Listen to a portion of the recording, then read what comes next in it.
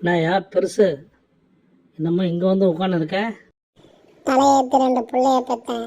2 பிள்ளைய பெற்று ஒரே வீட்டில் அக்கா தங்கச்சி கட்டி கொடுத்தேன். சின்ன பிள்ளை என்னை ஏமாத்திட்டு நான் ஏமாத்திட்டேன்னு போய் சொல்லி உட்காந்துது. பெரிய பிள்ளைக்கு நான் எதுவுமே தரலப்பா. அவன் பொண்டாட்டிக்கிட்ட அவன் கொடுமை அனுபவிச்சுக்கிறான். 2 பிள்ளையும் இப்போ போட்டி போட்டுன்னு என்னை யாருமே பார்க்க வரல. தலையேற்று நினச்சி நான் இங்கே ரோட்டோரத்தில் உட்காந்துருக்கேன். யார் பெற்ற பிள்ளையே நீ குரங்கா வந்து என்கிட்ட ஆறுதல் பேச நினைக்கும் போது எனக்கு ரொம்ப பெருசாக தான் தெரியுது. கஷ்டமாக இருக்குது. அதை பற்றிலாம் எதுவும் கவலைப்படாத பெருசு. நீ செய்த தர்மம் உன்னை காப்பாற்று.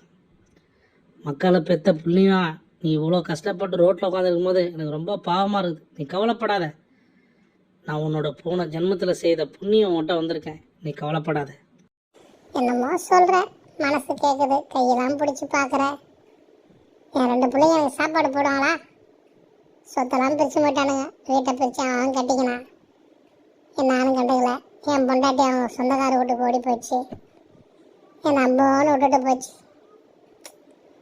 என்ன பண்ணுறது, ஒன்றுமே புரியல. கஷ்டமாக இருக்குது. பிள்ளைய பெற்று பிள்ளைங்கிட்ட சொத்தை கொடுக்கக்கூடாது, பொண்டாட்டி